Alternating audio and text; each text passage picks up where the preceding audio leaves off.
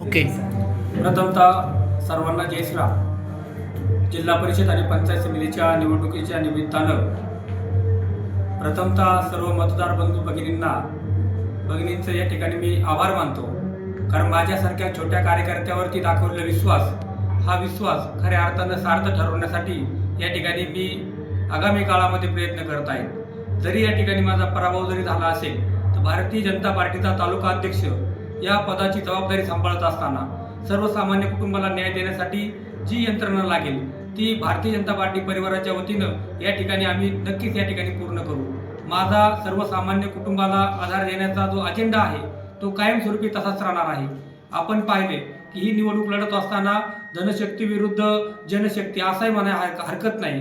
कारण आपण पाहिलेले आहे की माझ्या बरोबरीने जे कोणी प्रचार यंत्रणेमध्ये सर्व सहकारी होते ते साध्या कुटुंबातले सहकारी होते. त्यांनी देखील माझ्यासाठी खूप प्रयत्न केला आहे. आपण देखील मतदान रूपी आशीर्वाद या ठिकाणी आम्हाला दिलेला आहे. जरी या ठिकाणी पराभव झाला असेल तर पराभवाने खचून न जाता आम्ही आजपासूनच या ठिकाणी कामाला सुरुवात केलेली आहे. आम्ही दिलेल्या आमच्या वचननाम्याप्रमाणे आम्ही या ठिकाणी काम करण्यास सुरुवात केलेली आहे. महिन्यातून एक दिवस आम्ही या ठिकाणी जनता दरबार देखील या ठिकाणी आयोजित केलेला आहे.